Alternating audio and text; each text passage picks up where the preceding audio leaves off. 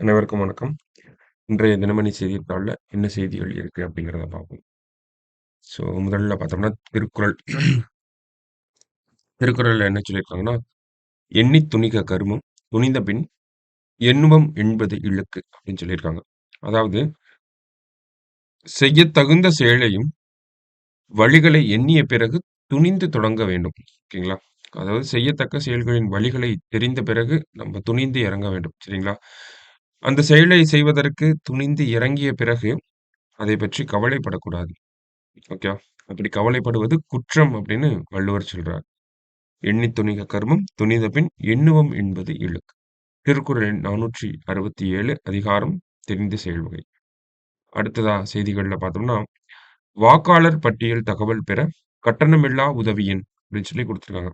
ஓகேவா? நம்மளுடைய வாக்காளர் பட்டியல்ல ஏதாவது உங்களுக்கு தகவல்கள் தெரிஞ்சுக்கணும்னு நினைச்சீங்க அப்படின்னா, 1950 அப்படிங்கிற இந்த எண்ணுக்கு உங்க நம்பருக்கு முன்னாடி டிஸ்ட்ரிக்ட் கோட் இப்ப சென்னை அப்படின்னா 044ன்னு போட்டு 1950 அப்படிங்கிற எண்ணுக்கு கால் பண்ணீங்கன்னா, உங்க வாக்காளர் பட்டியல்ல ஏதேதோ சந்தேகங்கள் இருந்துச்சு அப்படின்னா, அத இது பண்ணிக்கலாம். சரியா? தமிழக தேர்தல் துறை இத சொல்லியிருக்காங்க.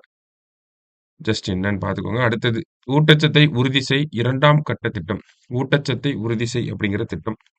2022ஆம் ஆண்டு கொண்டு வரப்பட்ட ஒரு திட்டம்.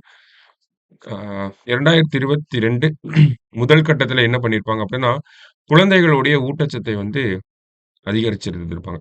சரிங்களா? குழந்தைகள ஃபோக்கஸ் பண்ணியிருப்பாங்க. கிட்டத்தட்ட 77% குழந்தைகளுக்கு பார்த்தோம்னா, இந்த திட்டத்தின் மூலியமா ஊட்டச்சத்து அப்படிங்கிறது அதிகரிச்சிருந்திருக்கும். அரசாங்கம் சொன்ன தகவல் தான் இது.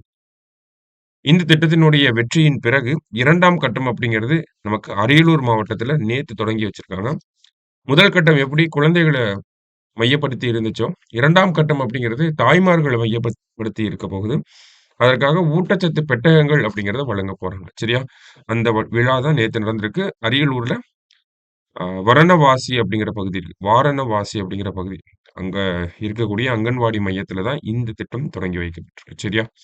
முக்கியமான ஒரு திட்டம். ஆ பிரெக்னன்ட் அண்ட் லாக்டேட்டிங் மதர்ஸ் அவங்கள ஃபோக்கஸ் பண்ணி தான் இது இருக்கு. சரியா? மத்தபடி செய்திகள்ல பார்த்தோம்னா, ஆ இந்தியாவுடைய ஏற்றுமதி 2 ஆண்டுகள் இல்லாத அளவுக்கு ஏற்றம் அடைந்திருக்கிறது. அதை பத்தி ஒரு டேட்டா பாயிண்ட்ட குடுத்திருக்காங்க.